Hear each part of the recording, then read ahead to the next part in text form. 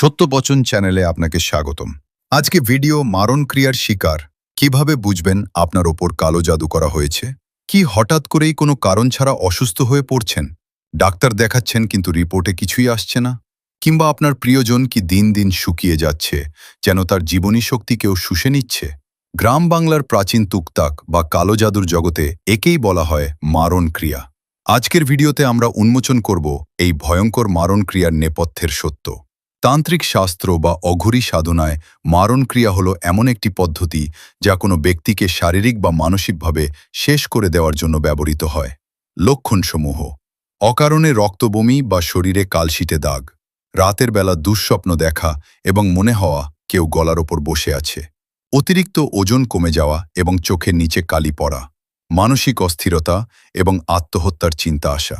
অনেকে মনে করেন শ্মশান সাধনা বা বিশেষ কিছু পুতুলের মাধ্যমে নির্দিষ্ট ব্যক্তির ওপর নেতিবাচক শক্তি প্রয়োগ করা হয়।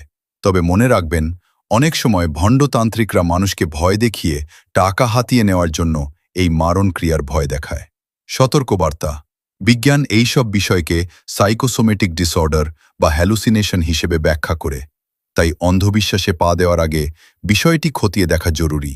যদি দেখেন আপনার বাড়িতে রাখা লেবু বা ফুল কোনো কারণ ছাড়াই কালো হয়ে যাচ্ছে, অথবা কোনো পোষা প্রাণী হঠাৎ অস্বাভাবিক আচরণ করছে, তবে প্রাচীন মতে ধরা হয় সেখানে নেতিবাচক শক্তির প্রভাব রয়েছে। তবে এর সমাধান কি? কেবল তুকতাক নাকি মানসিক চিকিৎসা? ১. সবসময় ইতিবাচক চিন্তা করুন। ২. যদি খুব বেশি সমস্যা হয় তবে একজন ভালো চিকিৎসকের পরামর্শ নিন এবং পাশাপাশি নিজের আধ্যাত্মিক বিশ্বাস বজায় রাখুন।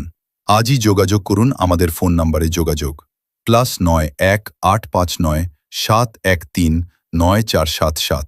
শ্যামা। তান্ত্রিক তাবিজ কবচ ও শ্মশান সাধনার মাধ্যমে নিশ্চিত সমাধান, গ্যারান্টি সহ সমাধান।